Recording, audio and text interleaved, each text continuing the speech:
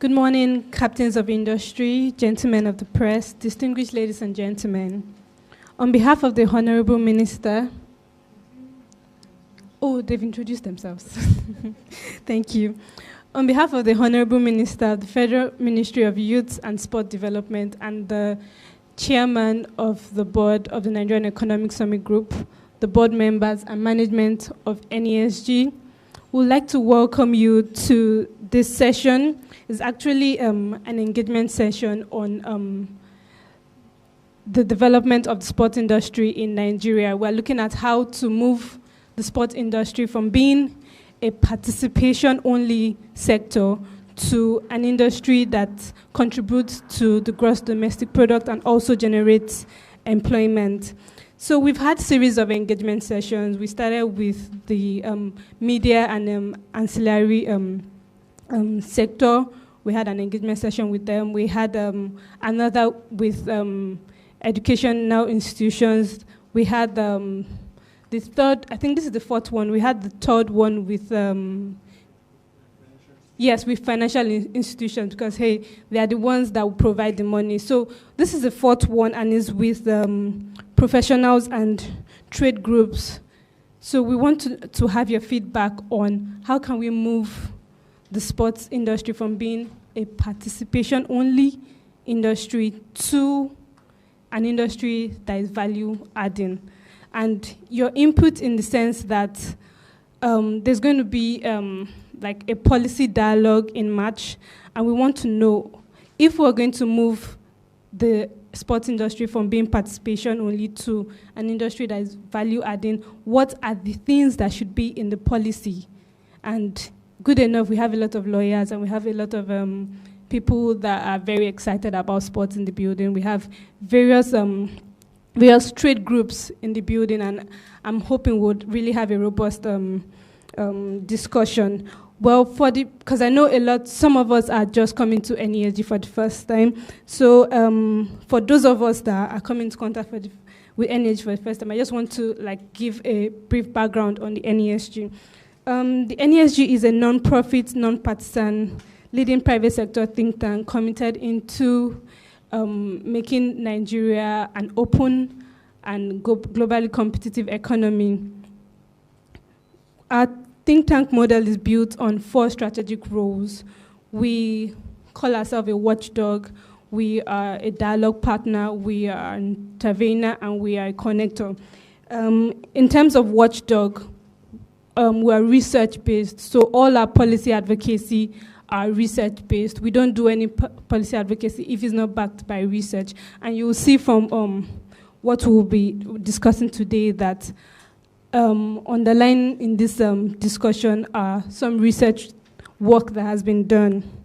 We also act as dialogue partner, where we shape policies through debates, and this is basically one of the things we're doing here. So we're going to be shaping policy in the sports industry by discussing, debating, and all. And our flagship event is the annual Nigerian Economic Summit Group, which holds in October.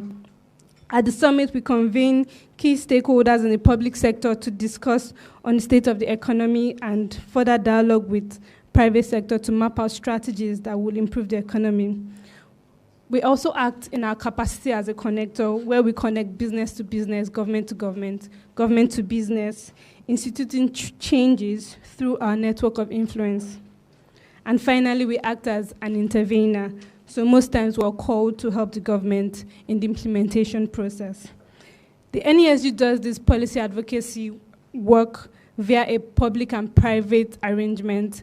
This is anchored on, like I mentioned, our annual summit. We have 12 policy commissions. We have 45 thematic groups.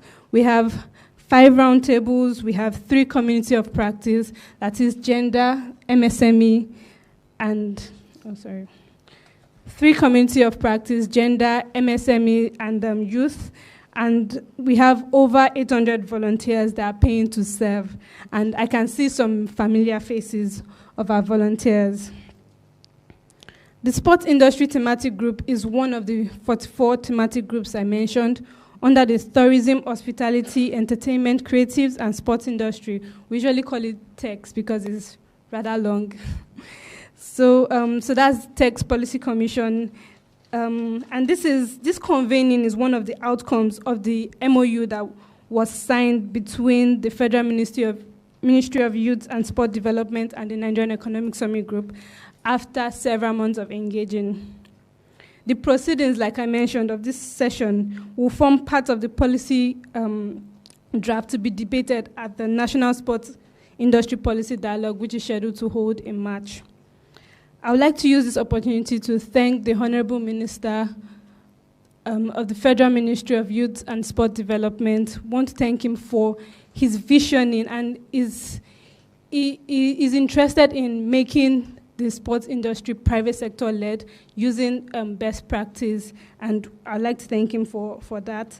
I'd also like to appreciate the leadership of the Sports Industry Thematic Group for their relentless work and making this work, because again, they are volunteers and they are paying with their time, with their money to serve. Thank you very much. On this note, distinguished ladies and gentlemen, I thank you again for honoring our invitation and making time to attend this stakeholder session despite Lagos traffic. We look forward to an impactful and successful deliberation. Thank you very much. I welcome the thematic lead, Mrs. Nkechi Obi, to give you the opening remark. Thank you. Thank you very much, Titi. Titi is the person that says jump, and we ask her, how high should we jump? Titi is a think tank operations head, and so she makes sure that everything we need for this kind of thing works. Once again, my name is Nkechi Obi. We've put up, these proceedings are going out live, and so we'll put up the link up there. You can share it with your colleagues. So probably maybe during the small breakout sessions we're going to have, they would be able to give you some of their inputs.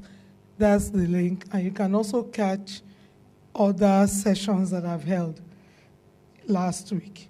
This is the 4th of 6 engagement sessions.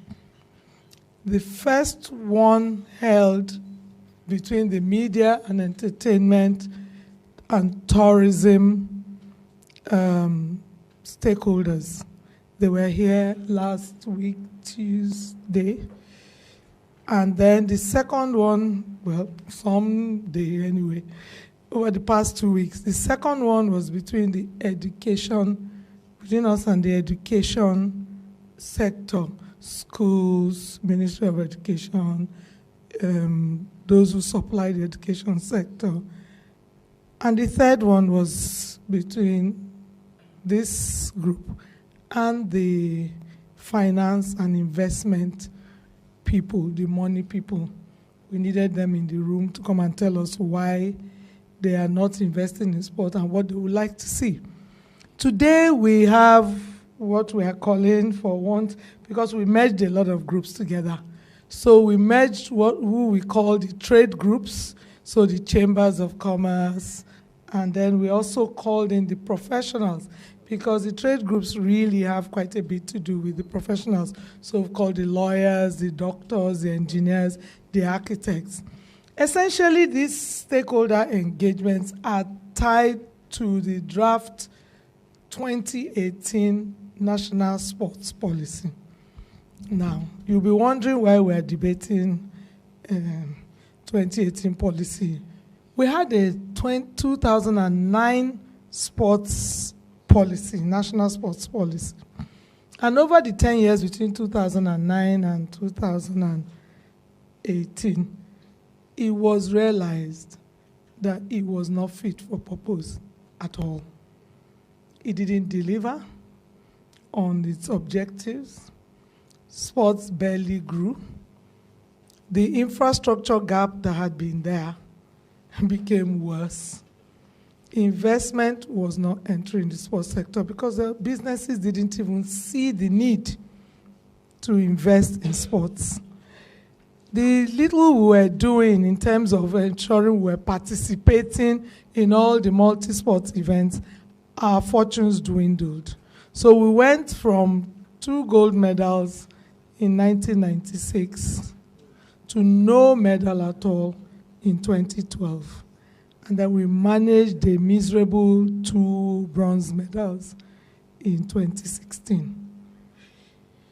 If we compare with Kenya, who we've been attending the Olympics together, since we say it's not the business side we're interested, it's in the participation side. So let's compare with Kenya, that we started going to the Olympics 4 years before Kenya. So we started going in 1952, Kenya started going in 1956, Ethiopia started going in 1960.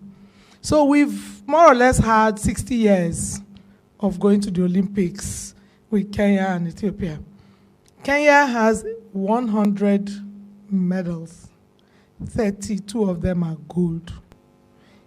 Ethiopia has about 60 medals. They've got about 22 gold medals.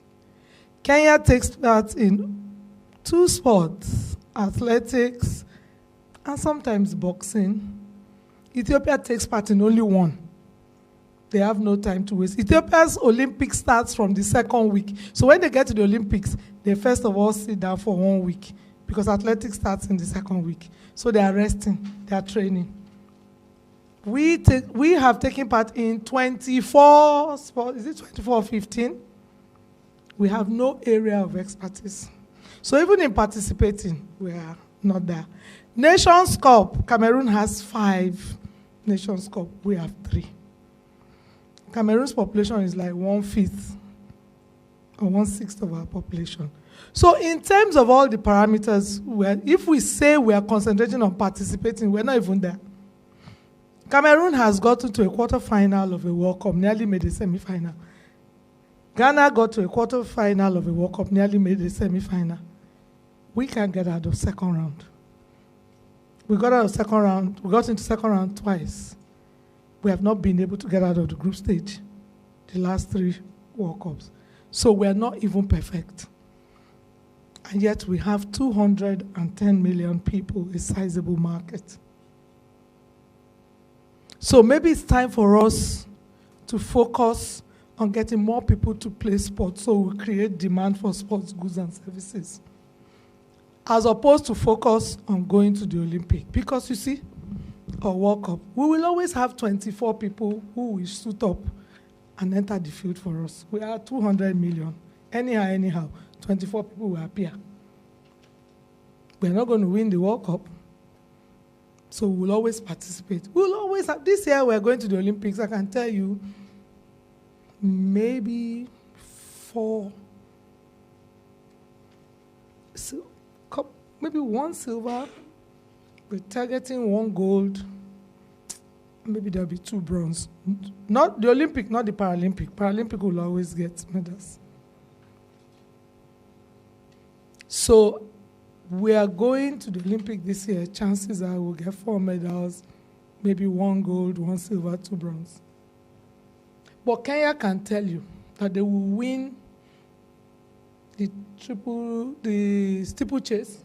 They've won it since 1973. So Kenya writes steeplechase, gold, silver, bronze. Kenya can tell you that we'll win the javelin because the guy who has the world record taught himself how to throw the javelin from YouTube. And he's a world champion. And they will tell you we'll win the 5. If Mo Farah doesn't run, we'll win the 5,000. If we don't, we will come 2nd or we'll come 3rd. So Kenya can tell you that they will win 10 medals. And they will win it. They will do it. So why are we here? It's a paradigm shift. How do we, through building an industry, ensure that our participation gets better?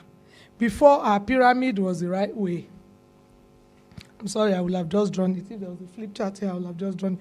Our pyramid was the right way. So the elite athletes were on top, and the mass market were at the bottom.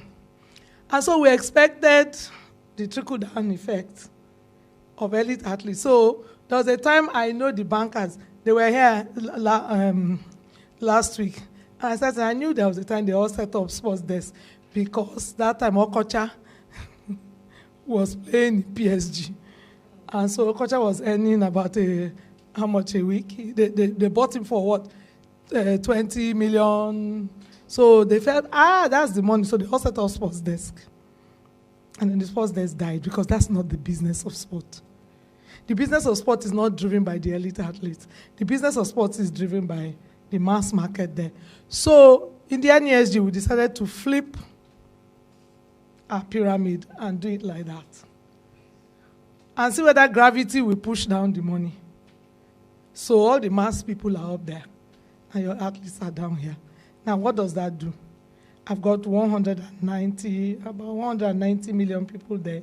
In the middle, I've got your professional cadre, which is roughly about 10 million. And your elite athletes, they're about 1 million. So if I do what we call here the Indomie principle, if I say, let me take 100 naira from the pockets of 60 million people every day for 1 year, I would generate 2 trillion in revenue.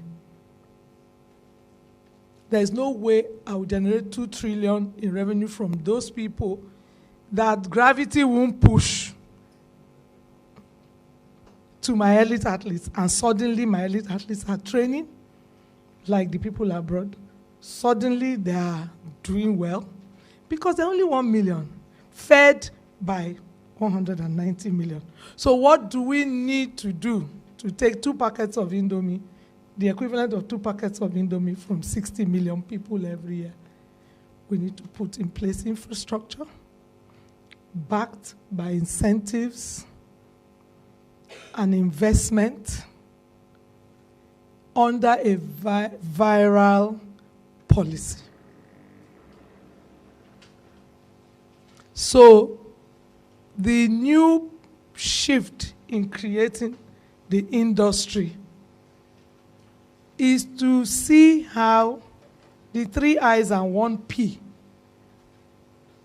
incentives, investments into infrastructure driven by policy, can create a sports industry.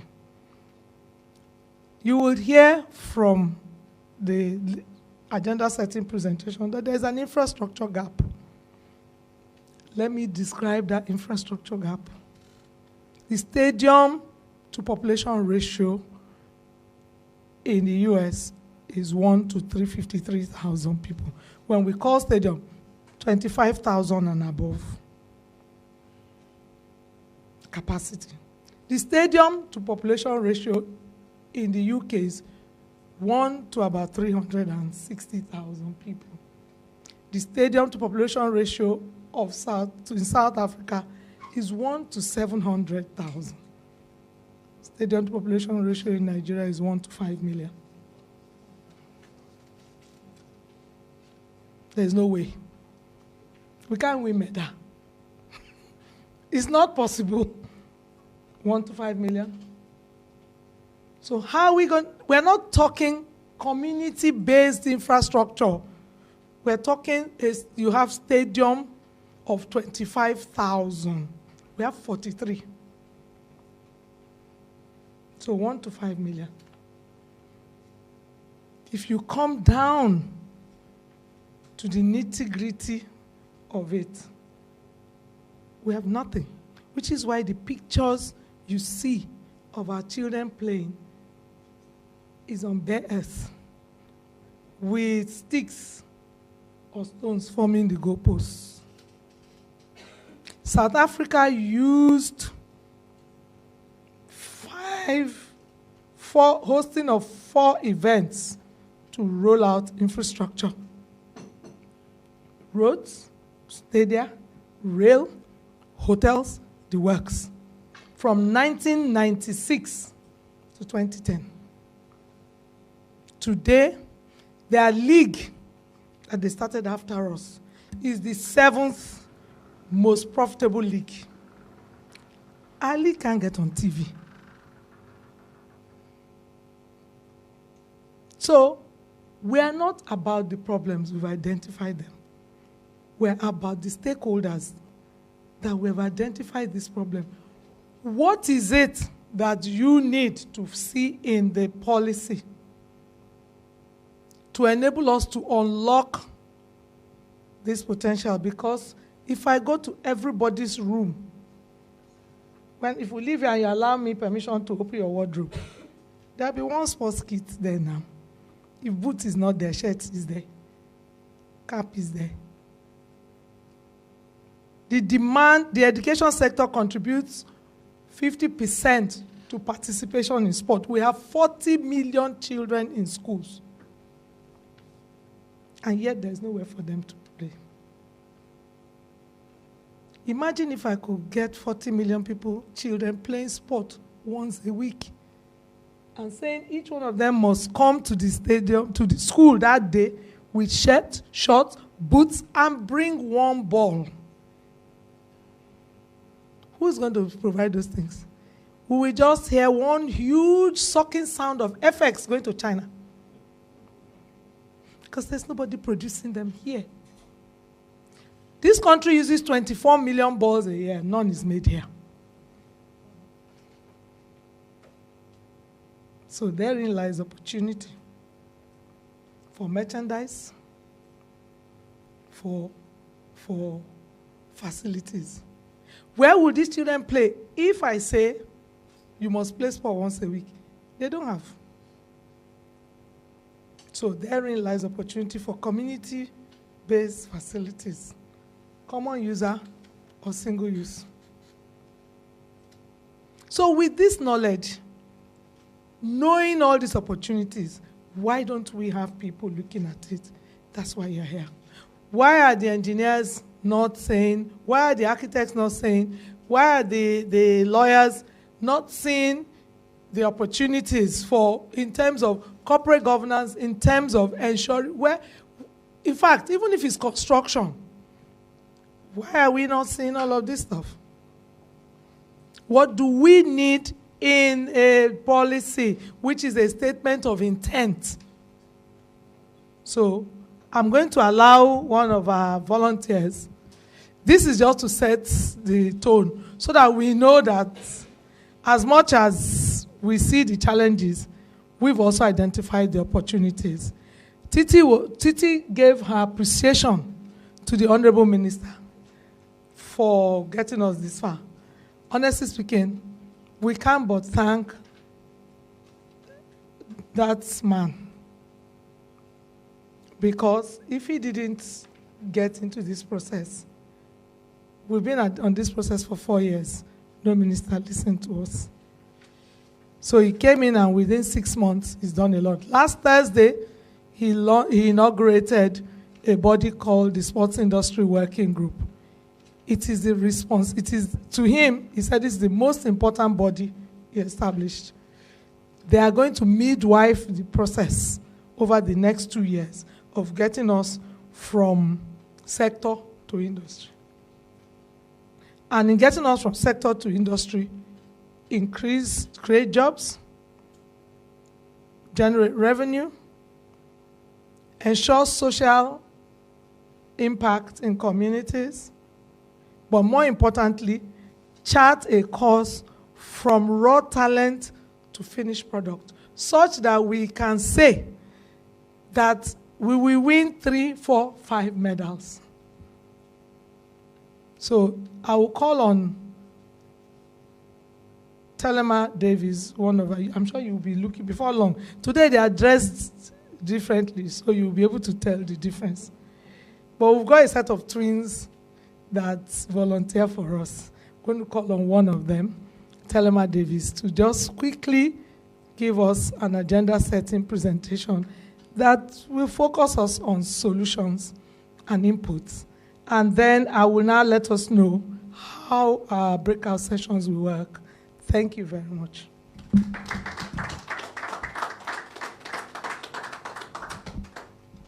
Good morning, everyone. My name is Telema Davies. Telema Davies, I'm a research consultant and a volunteer member with the Sport Industry Thematic Group here in the NESG. So I Okay, my primary responsibility is to convince us and not to confuse us on the opportunities and indeed the roles that each of us have to play and the stake that we should claim in this journey that we have embarked on so far.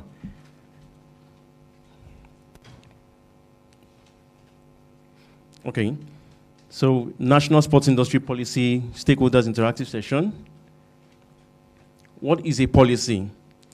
A deliberate system of principles to guide these decisions and achieve national outcomes. A statement of intent used as a basis for making decisions, especially in politics, economics, or business. Now, before now, we've had a policy for sports in Nigeria, but that policy doesn't take into consideration a whole lot that has to do or that is related to our stakeholders. Some few people sat somewhere and actually put together a policy and brought it on us, but it does not address a lot of issues in or regards the sport industry. Background. The participation of young people in economic and social areas has a great significance for any country's development and improvement. A youth-denominated target market of 18 to 25 years, potential for growth and development. Now, this youth-denominated target market is well over 60% of the total population of Nigeria. Dynamic young population is a great opportunity and wealth for Nigeria. People have been talking and complaining about, how the youth, the young people are expending their energy, in vices and other social issues that are contrary to the morals, so to speak, of the nation. It is necessary to support the personal and social development of young people, create opportunities and provide ground for them to truly reveal their potentials and to help them participate actively in every aspect of social life. So sports is a platform to aid such development, to help channel that energy positively, and has been identified as an area of huge potential economic growth and development. The objectives of economic growth and development are enhanced by a coherent national policy. Now, this is a major reason why we're here, for economic growth and development. The industry and national policy. The current trend in developed societies is for the private sector to partner with the public sector in tapping into the business potentials of a sector with economic potentials such as the sports sector and develop policies, strategies, and interventions to ensure economic growth and prosperity in that sector, which in turn guarantees social and community development across all spheres. The policy, which is what we are going to be discussing, is a roadmap towards the achievement of national development goals related to healthy living, economic growth and sustainability, promotion of equity and excellence, and is informed by robust national consultations. That's why we have each of us here in the room that have identified national development priorities as well as global development trends and best practice models. So this is a conversation. This is one of several conversations that have been ongoing and will continue. And we know that we can't just do it alone. We need everybody, every single Nigerian to be part of this. Current national sports policy gaps. Lack of harmonization with policies in other government departments, absence of a partnership between the public and private sectors towards harnessing the full potential of sports as a contributor to the economy, lack of a framework to tap into the business potentials of sport development and its commercialization, low consultations and collaboration with relevant stakeholders to achieve defined objectives. When you look at the relevant sections of the draft sports policy 2018, you realize how not much, if you look closely, you realize how not much consultations was held with relevant stakeholders. Why are we here? The focus of these engagement sessions, the objectives of these interactive sessions are to elicit contributions from cross-sectoral groups and solicit their collaboration on determining the following issues. Sports industry development as a key driver and contributor to the Nigerian economy and the roles of cross-sectoral stakeholders, a robust national sports industry policy, governance, and institutional strategies required to unlock the identified potentials to deliver on immediate investment milestones. Incentives for private sector-led development of the sports industry. That's what we really hope for and are working towards. Funding and investment models for the sports industry, initiatives to trigger a rapid industrialization of the sector. What we want to achieve, these are our outcomes. Secure commitment and buy-in of all stakeholders towards, that is, trade and professional groups in the room presently, towards positioning of the sports industry as a consumer and demand-driven retail sector of the economy. Now, you heard earlier my boss actually talking about the Indomie principles, taking 100 naira from each citizen per day. That comes to about 3,000 naira, 3,005 per month. It can be more, but at least primarily, that's the minimum. So to transform or to position it as a consumer and demand-driven retail sector, that's the major goal. Input into a robust national sports industry policy, which is why we're having these preliminary consultations, highlighting the investment potentials of sports as an industry, encouraging investment so as to entrench local supply of sports goods and services. Before now, or up until now, a large percentage of consumption are of foreign goods, not locally made. So this is the sports industry ecosystem, which is all circled around this facility as the anchor tenant. Then we have the concessioning and hospitality. We have merchandise. We have the integrated media, talent management, sponsorship tickets, live, work, play, real estate. Now these are the core of the sports industry ecosystem. You know, we have a lot more that is actually captured under each of them, and how they play one role or the other in transforming or indeed establishing a sports industry as we should have. Now, trigger areas of market development. The tabs colored blue are the trigger areas of market development, while the tabs colored green are the ancillary areas of market development. They actually help us, they inform us with the specifics, you know, that we have to look at that would ensure or bring about that development of the sport industry as we should have it. Stakeholder sector analysis. Trade group, firstly. Doing business in Nigeria.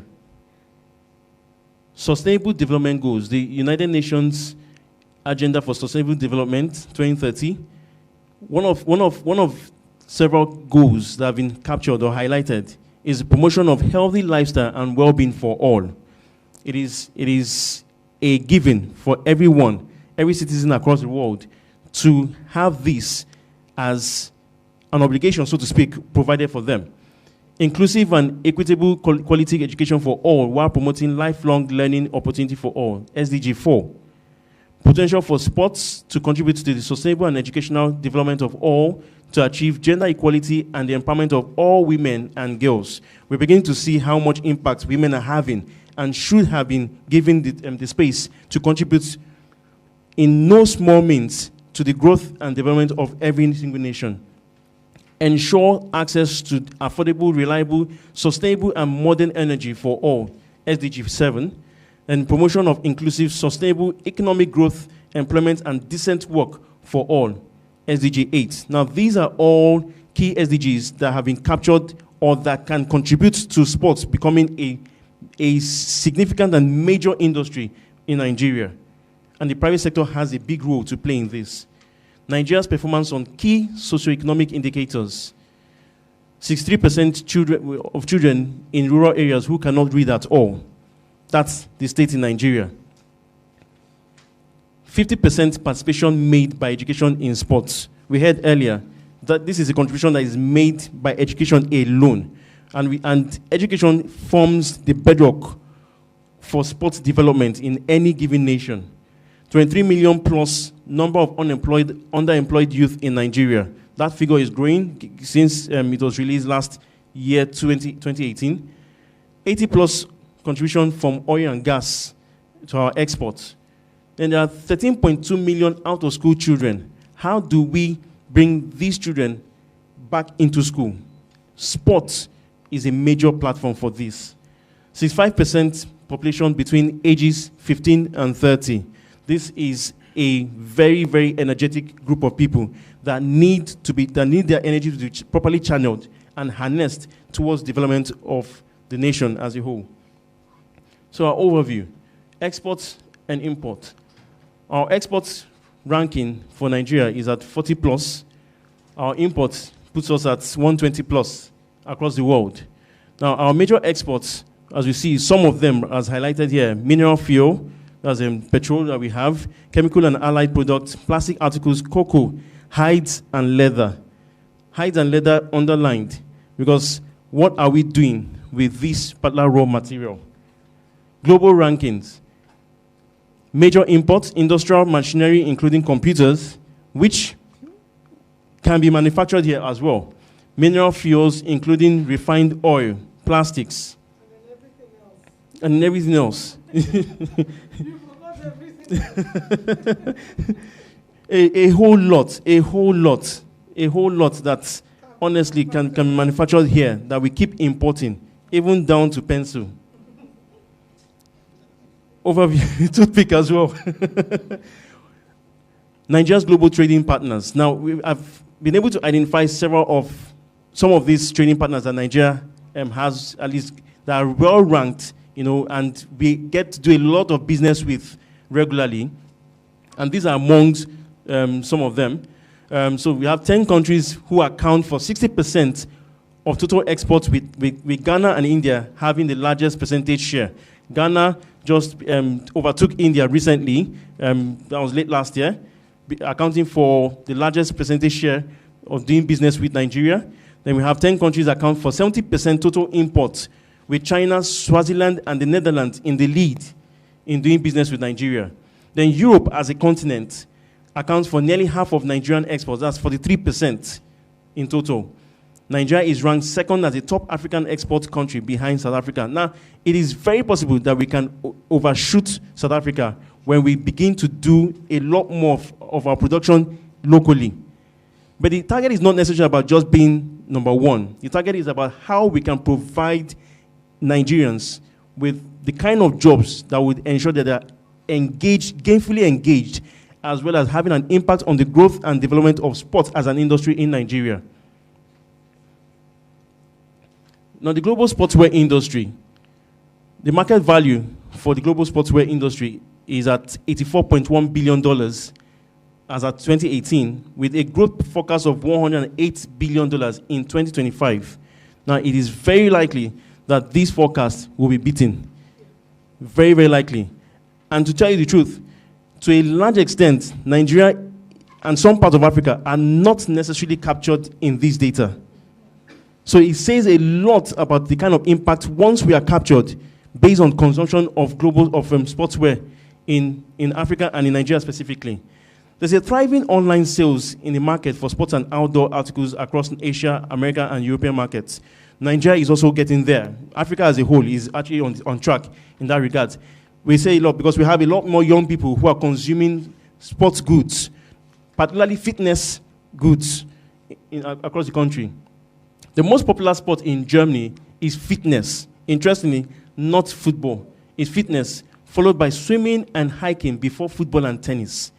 Now, this is an interesting revelation, so to speak, that fitness is the number one sport for Germans.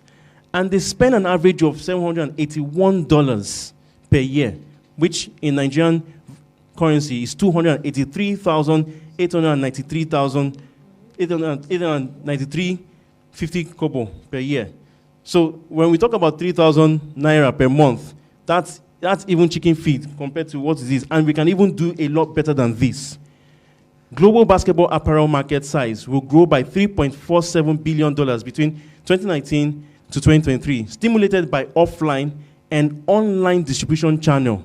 China accounts for one of the biggest markets in relation to the global basketball apparel market. Trading partners and how they compare in sports. We have China, France, United States, Germany, India, UK, Spain, and Japan. Now, the market value for each of these countries, for the sports industry in each of these countries, for China, it is $162.35 billion as at 2018, $162.35 billion, and there's been an aggressive approach in getting this industry on a huge pedestal compared to what has been considered as the biggest sporting market across the world. In France, it's $10 billion. In the United States, $73 billion with a growth forecast of over 90 billion, at least by the end of this year, early next year. For Germany, there's no available data to provide in this regard. For India, which many might consider why is India on this chart? But when you consider the Indian Premier League and the impact it is having, the consumption rate amongst Indians, then you understand why India deserves to be on this chart. For UK, $28.3 billion. The UK alone, the Premier League alone, contributed over £7 billion pounds, to the UK economy, with 3 billion plus pounds in tax to the UK economy. So, and it's provided over 100,000 jobs, just the Premier League alone, across the UK. Interestingly, when people put a lot of focus on the Premier League, there's the rugby league also ongoing. You can have the Premier League going on and rugby league also going on. And if you see the attendance at the rugby games, when Premier League games are going on, you would ask yourself, is football the number one sport in the UK? For Spain, $25 billion, with the La Liga contributing over $17.8 billion to their economy. $17.8 billion. Now, when you consider the fact that they have their volleyball league, basketball league, it all comes down to over $25 billion. For Japan, someone would ask, how did Japan come to $50 billion? They have a huge consumption appetite for so many things, including sports, so many things. With a population of over 120 million people, one can understand why they're on this chart. So we see the leagues that are at least easily recognizable or associated with these countries. The Chinese Super League, which many have argued and continue to debate that it is still a growing league. It is not a power, which is quite understandable. The Ligue 1 for France, the NBA, which is one of the big fours. You know, when you actually talk about the big fours in accounting and auditing, we talk about the KPMGs, the PwC. Now, but for sports in America, the NBA is one of the biggest, and indeed globally, one of the top sports, one of the top leagues in the world. Then for Germany, the Bundesliga, which is really, really doing a lot of good and having a great impact. The Indian Premier League, as I mentioned earlier, the Premier League, the La Liga, and the J League, interestingly, is really on the rise. For their leading brands, we have Peak. These are all brands that have their production domiciled in their respective nations. So for Peak, which was started in the 90s, that's the value, the brand value underneath, $756.2 million. For France, $49.5 million. For the United States, $34.792 billion. Yeah, billion, sorry. $16.669 billion for Adidas. Now, this is an interesting brand that we came across. $27.8 million, just started in mid-2000s. Ristin Roshan, an actor of Indian descent, started this company, and they are already doing really, really well. It's a local company based in India and having all their productions in India. For the Premier League, Umbro, data not available. Joma, 61.3 for Spain. A6, a very, very interesting revelation as well. $2.786 billion. And their primary market is Japan. The primary market is Japan. For all these brands, their primary market are their nationals, primarily. They're not struggling to have foreign countries buy their products. They know that with their own markets, they will do well alone. Number of employees, as we see, for Peak, 7,000. For Le Coq Sportif, 2,000 plus. For Nike, the biggest, 73,100. For Adidas, 57,016. For HRX, 100 people. Now that's understandable given the fact that they're still amongst the newest on the list. 1,678 for Umbro. For Joma, 5,000 are in the employ of Joma. For ASICS, 8,823 nationals, plus foreigners as well. But when you actually compare the percentage of those that are locally employed compared to those globally employed, you will see the significance. The sports ecosystem and trade. Now, we have major players across 3 identified segments. We have for equipment, we have Spalding. Now, for those of us who watch the NBA or basketball in general, you will see the name Spalding appearing on certain equipment, like the backstop. So Spalding is the world's oldest sporting goods and equipment manufacturing company, which was founded and established in 1882-83, founded by Albert Spalding. The company is a global leader in basketball equipment, and all its basketballs are made in China. All its basketballs are made in China. Rollins, which is the second biggest brand, specializes in basketball equipment and is jointly owned by Major League Baseball Properties and Cellular Equity Partners, with a purchase of $395 million made in 2018. The company employs 1,200 people globally. Now that's just for an equipment company. You look at manufacturing, footballs. Now this is very interesting. Earlier, Ms. Nkechi mentioned about the fact that we have a need of 24 million balls. 24 million balls in Nigeria, but none is manufactured in Nigeria. This is where the majority of balls used across the world is manufactured.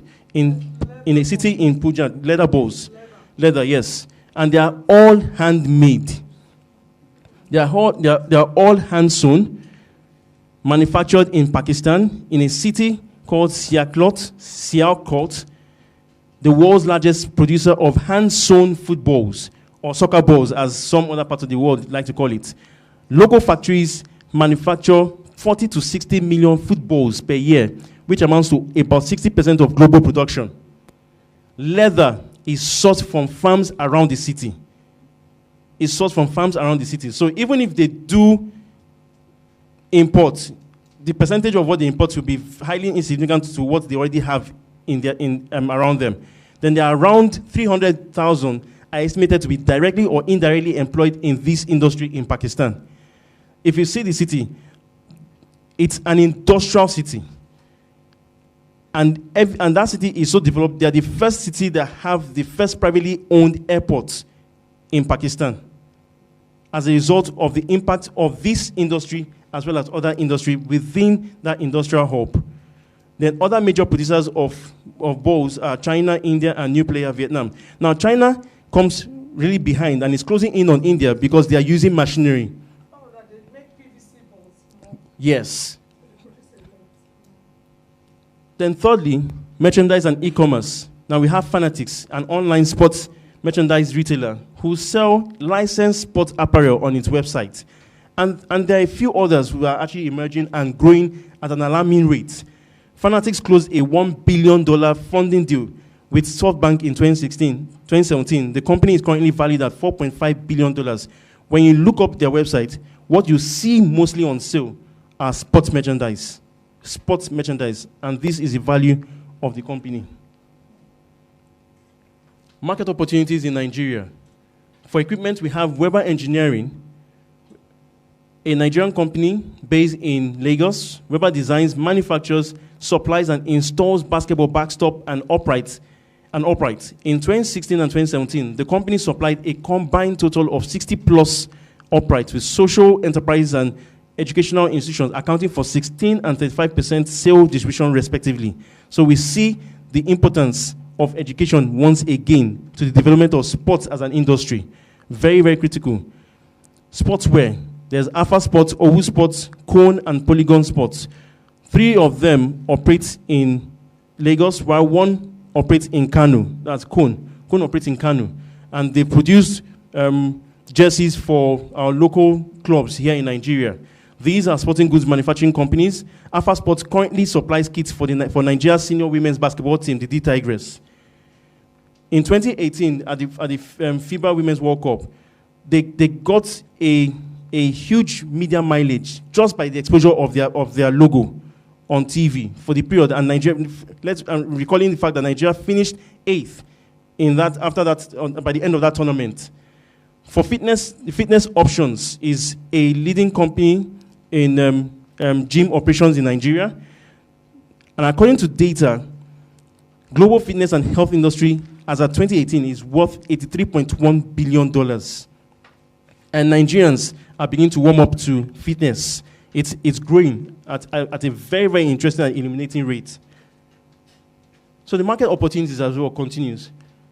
Types of schools. For primary schools, we have over 100,000 schools. And enrollment, 35 million plus, over 40 million currently. Secondary, 20,000 schools, 5 million. If you observe, there's a drop between 35 million and 5 million between primary and secondary. Where are the excess, so to speak? For tertiary, over 460 tertiary institutions, which touches on universities, polytechnics, College of Education, 2.0 million. So there's still a drop from here in the transition. Where are they? What is happening with them? What's going on with them? Major challenges. Absence of a comprehensive industrial plan strategy to develop sports as an industry in Nigeria. Inadequate support given by organizations and educational institutions to trigger demand for sporting goods and services. I have a friend who is 6 feet, close to 7 inches tall. His dream had always been to play in the NBA. Unfortunately, the school he attended did not have a basketball court up until he graduated from the university, a public university here in Nigeria. And his father did not give him the support he needed at the time. Lack of adequate data to identify and measure impact of sporting goods trade. Absence of investment pool to fund sporting goods activities, lack of inadequate government incentives to increase investment in sports, lack of activities to create local demand to develop sports goods and services. These are the major challenges that are faced in relation to trade and sport in Nigeria. Why engage with trade groups? Without a doubt, trade groups are essential partners and stakeholders in the growth and the popularity of sports and the industry, as observed earlier. To this end, conversations will revolve around input from trade groups, stakeholders, into the draft national sport industry policy, discuss relevant incentives to attract investment, identify investment models required and areas for immediate investment, discuss technological trends and changes that are drastically altering the face of sport in relation to education. Technology is having a tremendous impact on sports as an industry across the world. And Nigeria cannot be left behind. Relevant policy sections, if you check certain documents that have been shared with us, these are the relevant policy sections that actually touch base on trade and sports in Nigeria. Therefore, our note is the Kazan Action Plan, as well as the Antananarivo recommendations, which gives us proper context and situates how or what sports should be in Nigeria and Africa as a whole. Stakeholder sector analysis for the second group, which are the professional groups. Professional groups, sports as a professional practice and how you play in. The sustainable development goals, it's a lot. In fact, it touches, even for the trade group, we are not able to capture everything given the size of the page. Ensure healthy lives and promote well-being for all, as seen earlier. Ensure quality education and promote lifelong learning opportunities for all. Achieve gender equality. These are sacrosanct. These three in particular, they are sacrosanct across every group and every opportunity related to sports. Then we have the SDG 7, 8, 9, 10, 11, 12, 16, and 17. Overview. Now, the professional groups are definitely more than this, but these all represent what we look like and what we are. Sports does not exist in isolation. There is no way sports can play on its own. It needs the relationship, it needs the contribution, the collective contribution from every stakeholder. The cross-sectoral relationship between sports and professional services is significantly tangible. then there's a projected estimate of 6 to 10 million jobs that can be created in the sports industry in Nigeria in the next 10 years, once this reform process kicks in properly. Education institutions remain the bedrock for sports development, hence the need to review educational curriculum to include sports as a practice. Ms. Nkechi mentioned earlier about participation and how poorly we have performed over the years up until now. And when you look through the curriculum for related to sports in our various educational institutions, one course you see mentioned regularly is kinetic sports, which is focused on the body, performance related. But there's a need for us to review the curriculum to include the business for sports, so that right from school period, people are getting acquainted with what they should expect coming out from school. Then this is health related. Life expectancy for the men and women, 53 to 56 years respectively. People are dying at quite an early age. The traffic experience this morning coming here is one of such, as in spending over 3 hours, and you see people returning back home, spending well over 4 hours just to get home. 3.2%, 5.1% prevalence of obesity among Nigerian school children, male, females, respectively. The first prescription for healthy living does not have to be the use of medication. It does not. But unfortunately, we're living that cycle, and it is not a palatable one. 250 million plus school-age children and adolescents will be classed as obese by 2020. This will put huge pressure on healthcare systems. Africa, Asia, and Latin America are particularly at risk due to fast-changing lifestyles. We see the rate. If there's hardly any walking distance you will make that you will not see a place where you need to eat. A friend had his nieces coming to Nigeria for the first time last year, and they asked if he could take them out, to places where they could actually just for recreational purposes. And the first place he took them was to a mall. And when they got there, they were not impressed. They asked for, don't you have parks? Don't you have, places where we could go just get engaged physically? What we have and what we do, if a guy wants to toast a lady today, the first thing they think about is how to go and eat, take ice cream, or go to cinemas. That's about it. You can't say you want to go jogging together, you just want to take a walk. It is out of the question. Sports market needs. So, some contribution required from professional service towards sports. These are just some, not all. For legal, the sports market, we have the athletes, we have the federations, we have sports clubs, teams, corporate organizations, agencies, consulting practices, who will require legal services in the event of corporate governance, dispute resolution, representation, contract negotiation, arbitration, as in the case of UEFA City Football Club recently. City Football Group. That's the owners of Manchester United, Manchester City Football Club, sorry. Then for audit advisory, auditing, tax advisory, a whole percentage of sport practitioners do not pay tax from sports, so to speak. I'm not reporting them. I'm just stating what is fact because they don't do business. If you ask many sport practitioners in Nigeria, many of them are not primarily doing what they would love to do related to sports because there's no business. There is no business. So they can't engage the experts here, listed here. They can't. Because the first thing, like I've had conversations where we've had to make recommendations to people for lawyers, and they're like, no. Just give me something, suggest something that will actually just cut that corner as in out of the way. For medicine, increase in sports participation will give rise to health and medical care, with sports medicine as a specialization projected to be in growing demand. This is just one, sports medicine, just one of several specializations within the medical sector. And like we saw earlier, obesity is going to become a big issue. It already is a big issue. I see the way many children, as in already at the age of 5, 7, are looking so plump or plumpy, so to speak. And it's not a thrilling sight most of the occasions.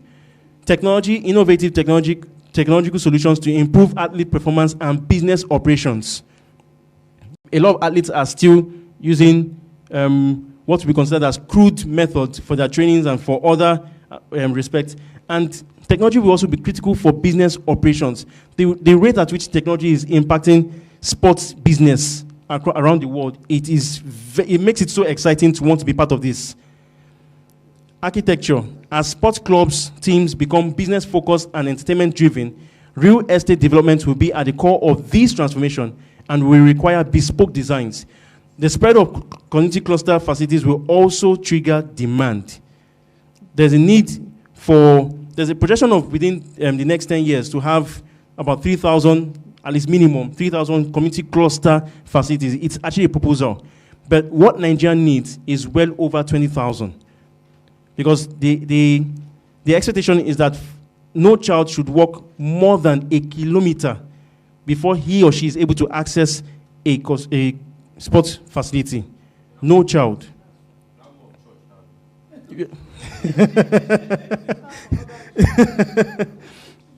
So, teaching. The demand for teachers for sports practice resulting from an increase in sports participation, industry opportunity for game masters, instructors, and coaches to be gainfully employed will need a lot more teachers. And they won't just be teachers in classes, but they will also need teachers off the field. Engineering standardization in the development of sports infrastructure, and a whole lot more. So why engage with professional groups? Just as in the case of trade groups, without a doubt, professional groups are essential partners and stakeholders in the growth and popularity of sports and industry, as observed earlier. To this end, conversations will revolve around input from professional stakeholder groups into the draft national sports industry policy, discuss relevant incentives to attract investment, identify investment models required and areas for immediate investment, discuss technological trends and changes that are drastically altering the face of sports in relation to education. Then these are the relevant policy sections for our professional groups. In the end, this is what we're looking at.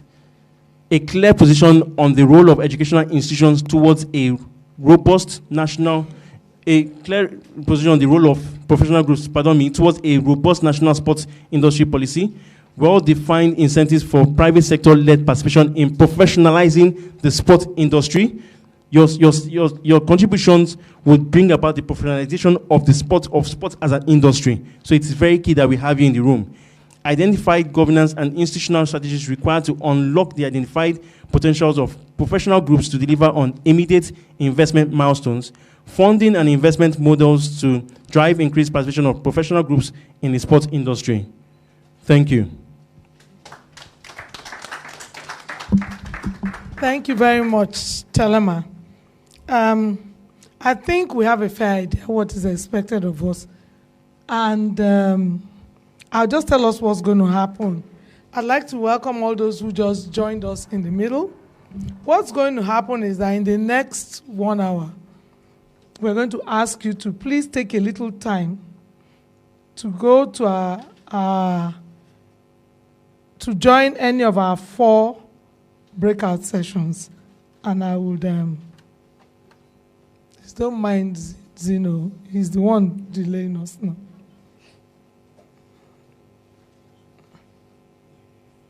No, I'd like the next slide. Thank you. So these are 4 breakout sessions.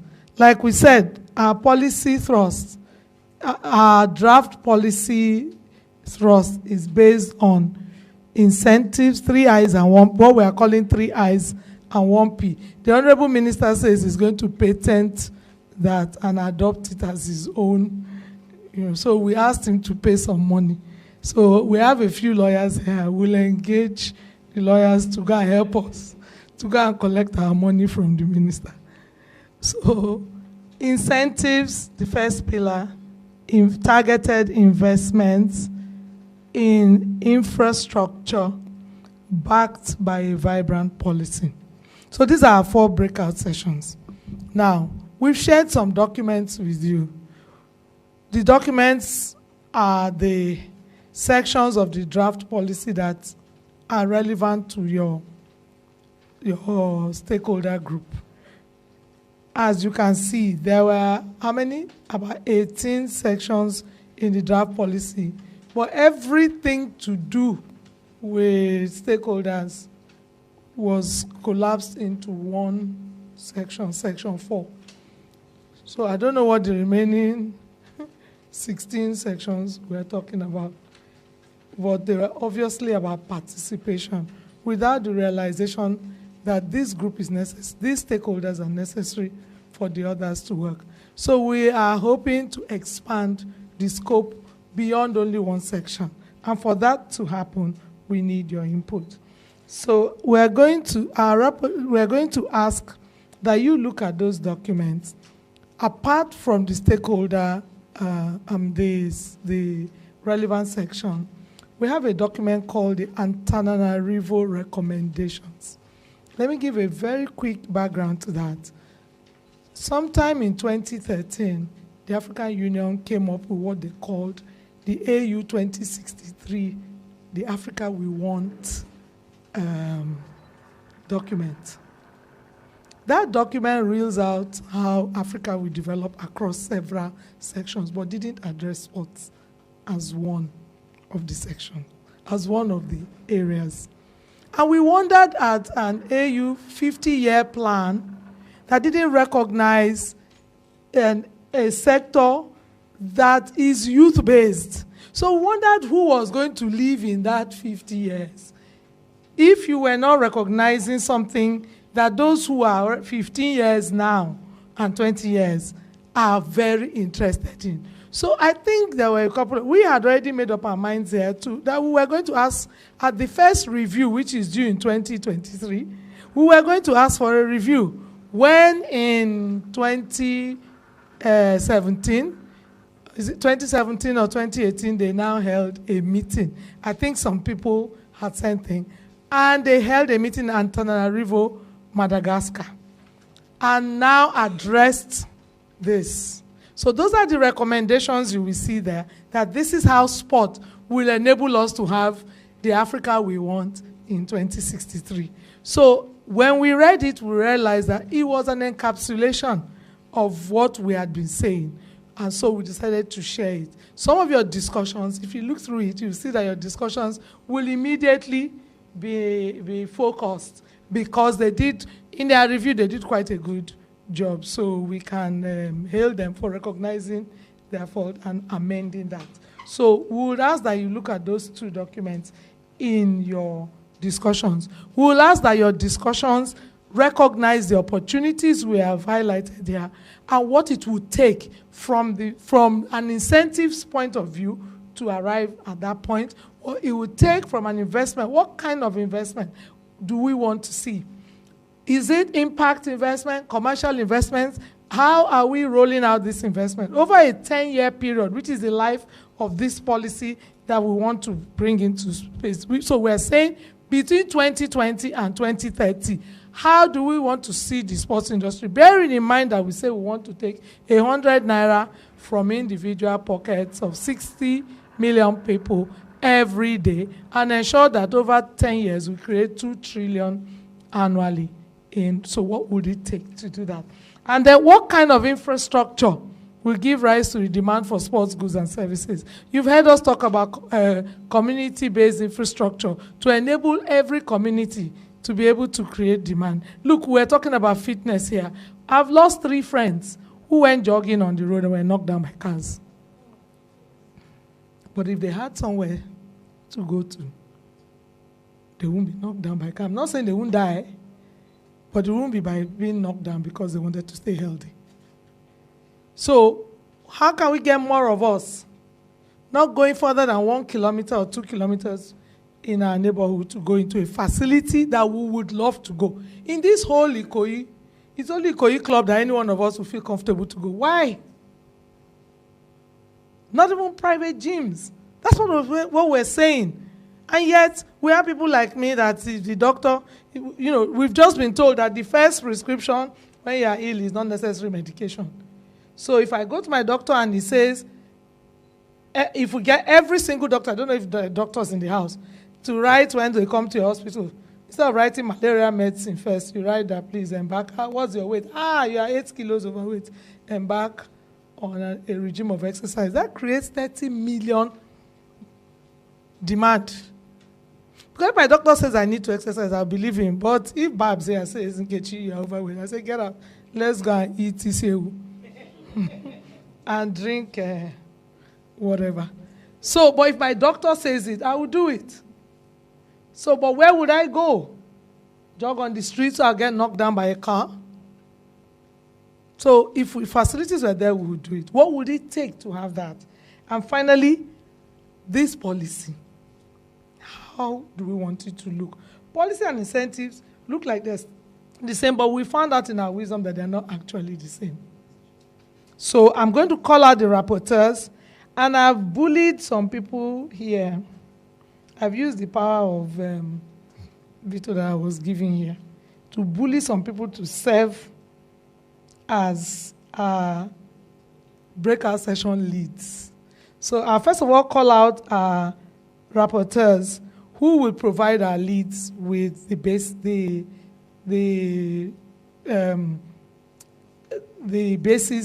the plan for our discussions. And then I'll call out our leads, and anybody who is interested in any of these sections will follow them. These are our guidelines, about 1 hour. Our session lead will guide our discussions along the stated objectives in that template. We have about a 40-minute duration discussion. I can assure you I'm going to have to drag you people out of the rooms. I can assure you. The experience has always been, oh, what are we going to say for 40 minutes? We always end up cracking the whip that, please, it's time to leave. Come downstairs. The rapporteur will take notes, and according to the reporting template, and prepare the report for the session participants who will agree that that's what we said. You review the final output, and then you will come back here, and then your session lead will tell us if what they are reading is actually what you all agreed. And that's just it. 1 hour, we're back. So without further ado, Zeno, please step out. Your incentives rapporteur. Kewe, is Kewe here? Yes, thank you, Kewe. Infrastructure, please step out so that policy is Emmanuel. Yeah, please step up, because just carry your laptop and be, so that you, and then finally, investment is Olufemi and Adedoyi. Investment people have 2 people. They are so lucky today. Now, incentives, Bukola Olabi.